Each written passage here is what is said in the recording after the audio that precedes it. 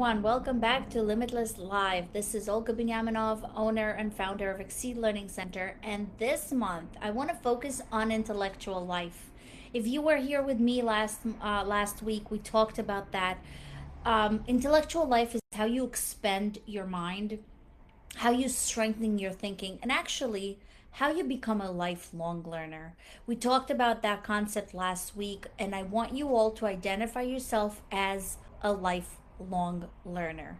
So today I want to go a little deeper in that because learning doesn't just happen in books, it doesn't happen in school, it doesn't happen in everyday activities. It actually happens in your brain. So today's topic is train your brain like a muscle. And most people train their body. They go to the gym, they lift weights, they track steps, but very few people actually intentionally train their brain. Yet, your brain is the one that controls everything. It controls your focus, your memory, the decisions you make, the emotions you feel, and even your creativity. And here's the most empowering truth: your brain is not fixed. It can grow, it can adapt, it can rewire. And that's the incredible ability of our brain, which is called neuroplasticity. And if you've ever taken or heard me talk about the brain course that I run at Exceed Learning Center, we talk about neuroplasticity. It's how your brain can change. So for many years, scientists believe that the brain stops from developing in adults. Once it develops, that's what you have. You're born with certain amount of brain cells and you die with them. But people thought before that intelligence was something fixed. You were either born smart or you're not. But after so much research and modern neuroplasticity, neuroscience, it was developed that there's something very extraordinary about our brain. Our brain is constantly changing. Every time you learn something new, every time you challenge your thinking, every time you practice a new skill, your brain builds new neural connections. And those neural connections are actually built every time you learn something. So think about your brain like a forest. When you repeat a thought or a behavior, you create a pathway.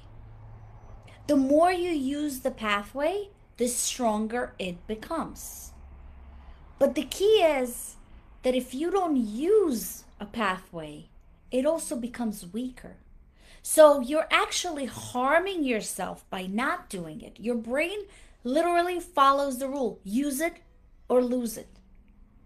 And that's why mental stimulation matters so much. It is so important to read, to learn, to do all kind of problem solving, to do memory exercising, all those brain teasers, new experiences. All of these keep your brain flexible, strong, and developing, no matter what your age is. It's a myth to say I am too old to remember, because the brain has no age if you consistently work it, just like your muscle, just like your regular muscle cell. If you stop working, you lose it. And the opposite is true. Mental laziness actually leads to cognitive decline, not the age. People think that if they are a certain age, they lose that ability. No, not time, not age. What actually causes you to lose that brain cognitive ability is your lack of stimulation. The good news is mental laziness is a choice. It's an option. You choose not to do all that. So let's talk about memory and focus. One of the most common complaints that I get from people as a brain coach, and before I get people for the course that I run, they always say, I have a bad memory. Help me fix that. Memory is not fixed trade. Memory is a trained skill. And it's a trainable skill. It's a skill that you can improve the more you train it. So think about athletics. They don't just wake up with like strong muscles. People that are athletes, They do all those exercises, and that's how they become better. They build those muscles through repetition. Your brain works the same exact way. The real problem is not memory. The real problem is attention. If you are distracted when information enters your brain, it actually gets stored improperly or doesn't even get stored at all. In other words, you can't remember what you never focused on. Focus is a gateway to your memory. This is why multitasking is a myth. You can never and should never multitask, because multitasking damages your cognitive performance. Your brain is not designed to switch attention every few seconds, every notification, every message, every interruption. Those fragments are really what's destroying your memory. So, deep focus is becoming a very rare skill today. Just look at the scrolling. When you scroll through social media, you can't even stay on one video for long. Most of us, we have such a different attention span nowadays because people who developed that attention lose it when they just do those lazy activities. So, I want to focus today on how you can actually improve your attention, your memory.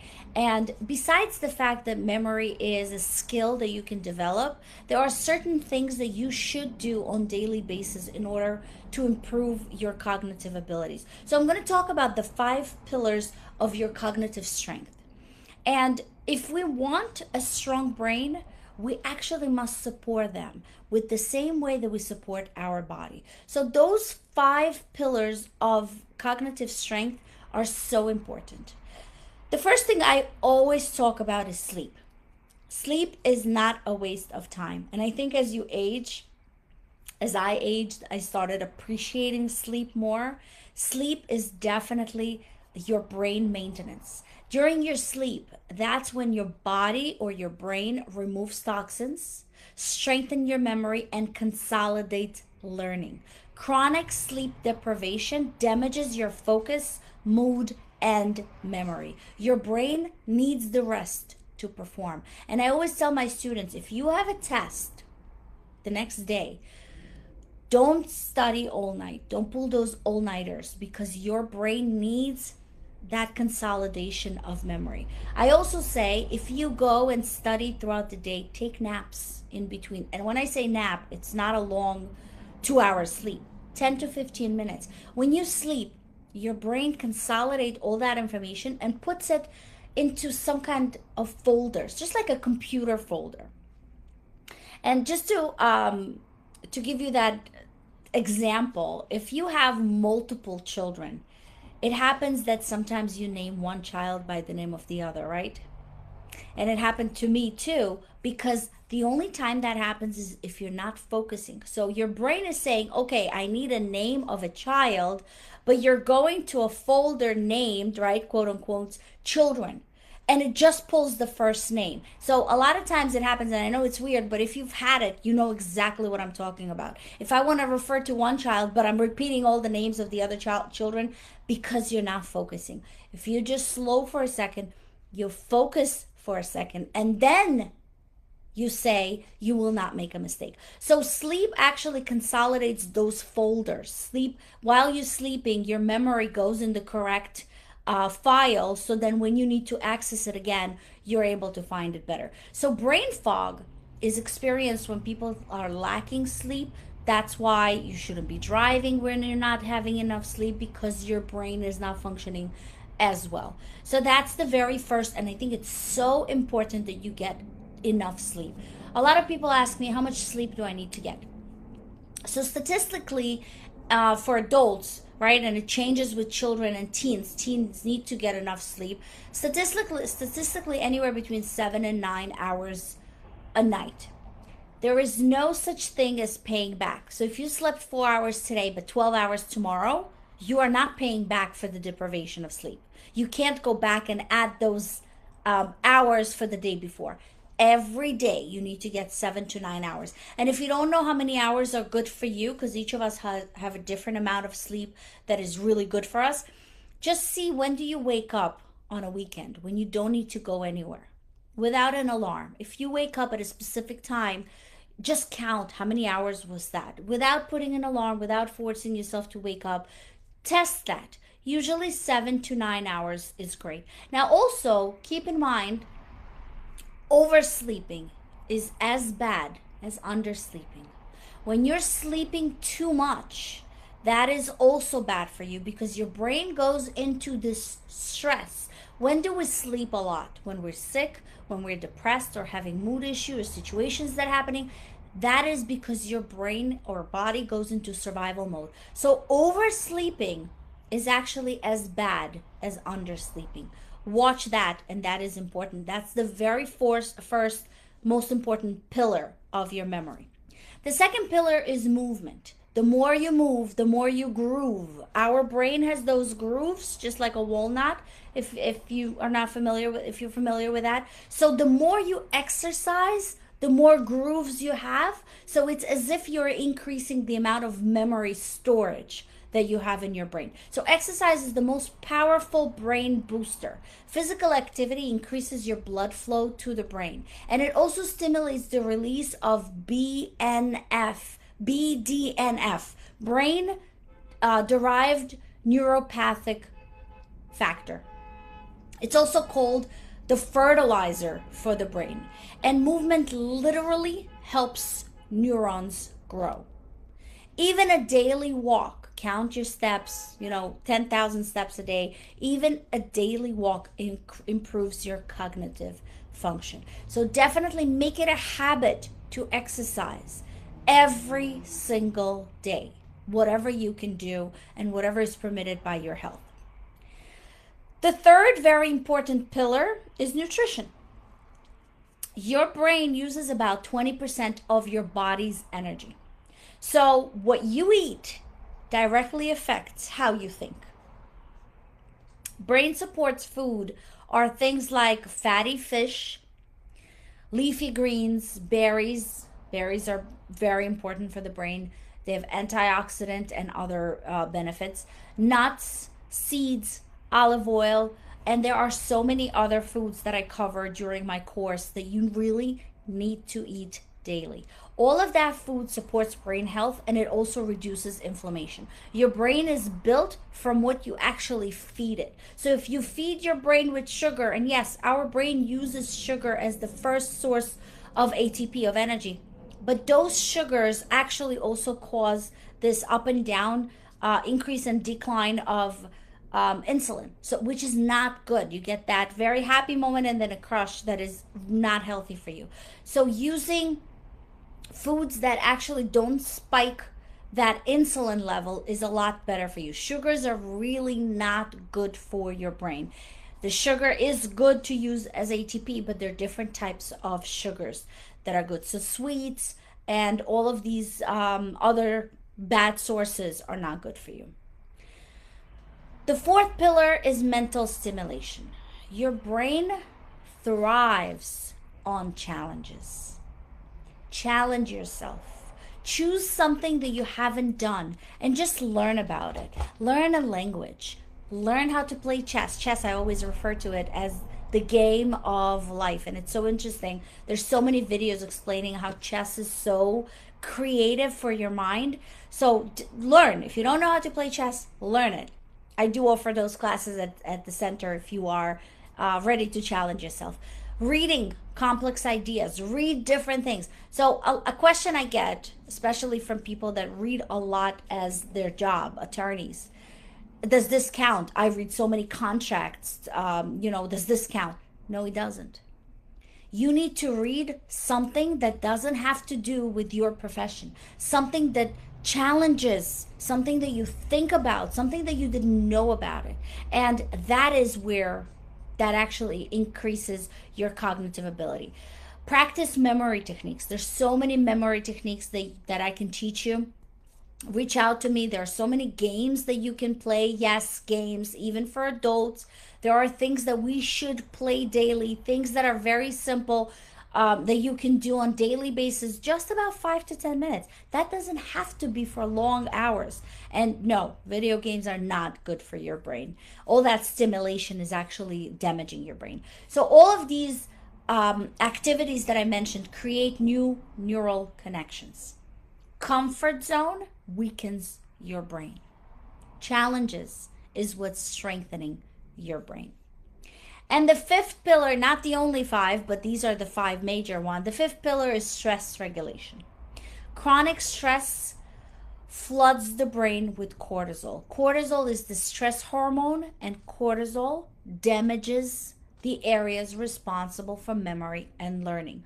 Literally kills those cells.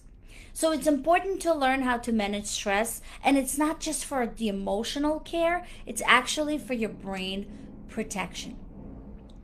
So when you do, and we all experience stressors in life, it is inevitable portion of life, but how you deal with it and what you do with it is really what counts. So stress is inevitable. Learn how to reduce that stress. Learn breathing techniques. I know I've talked about several breathing techniques that absolutely help. The 4-7-8 method, the 4-4-4, the box method. Reach out to me if you want to learn any of those. Meditation is awesome for the brain. It is proven that you're actually growing your brain. Your brain literally becomes bigger when you learn how to meditate. I'm creating a 28-day challenge of meditation, and I will be keeping you posted on that. Very important to do. Reduces anxiety, reduces inflammation. So good for your brain. Relaxes all of those spikes that we have in life due to stress. Meditation is great. Nature walk. Oh my God, I just realized yesterday how I missed that nature walk. For the first time in months, it was great weather, and I just went for an hour walk. Felt absolutely amazing. I do it all the time during the winter hours. During the winter months, I actually go to the gym and do that walk because I just can't deal with the cold air. But nature walk, phenomenal. Get your steps in. It is, your brain will thank you for it. And journaling. Get those thoughts out of your head and journal. Put it on paper. You're going to feel so much better. Anything that can help regulate your nervous system is really crucial for your brain. A calm brain learns much better. So do all of these activities to just relax your command center, your brain. So let me show you a quick memory technique right now. I'm going to give you a list of words. I want you to listen to me carefully, because most people try to memorize these words by just repeating them, but that's not efficient. And I'm going to tell you one technique that is helpful. So let's say those words are apple, car, ocean, lion, and piano. And most of you, if you didn't write it down, and I hope you didn't write it down, because the way is to actually exercise your brain, most of people try to just repeat it and repeat it and repeat it until they memorize it. There are several memory methods which I teach during the course of brain training, but instead of actually repeating it, you can create a visual story. Our brain is so visual. We're able to picture certain things. So as I said, the word apple, if you just imagine a giant apple, my next word was car, driving a car. I know it's silly. The more silly it is, the better it is for you to remember, because I bet now you'll remember that an apple was driving a car. The next thing is, I said ocean. The car crashed into an ocean. I know it doesn't make sense at all. But now you'll remember that there was an apple driving a car and then it crashed an ocean. And a lion jumped out of the water. And eventually that lion started playing piano. Strange, right? So yes, your brain remembers images and stories. And it remembers those stories much better than any other abstract information that you will find. And the more silly it is, the better you'll remember. Try it yourself. I'm sure you now remember that the apple was driving a car, crashed into the ocean. A lion jumped out of the ocean and played the piano. because it's a silly story, because your brain remembers stories. And when I teach my course, I always give that example. I'm sure most of you remember when you were where you were on September 11th. If you were alive, if that is an event that affected your life in any way. And the reason you remember is because there was a very important thing happening or event happening that day. Now, if I ask you where you were on September 10th or September 12th, unless there was something significant that day, none of you will remember that. What you were doing, even if I ask you, what were you doing last week on Sunday at 6 p.m.? Unless there was something significant happening, you will not remember that. The only way you remember is if there's an event or some visual memory, birthdays, anniversaries, weddings, funerals, things that you actually visually remembering. The more information is, the more the information is vivid and emotional, the more it remembered by your brain. So your brain retains more easily information that is critical, situational, visual. And if you want to remember a list of shopping, I teach that as well. Without walking with the list, actually create yourself a visual script. So we can talk about that on and on. There's so many different methods. If you're interested in the brain course, please message me and I will send you the date for the next course. There's also a virtual course that you can just purchase and do it yourself at your own pace, but it's definitely valuable. Your brain boosts have to be done daily. If you want to strengthen your brain, try this routine. In the morning, just move your body. It doesn't matter what you do. Go for a walk 5 minutes, but definitely move your body.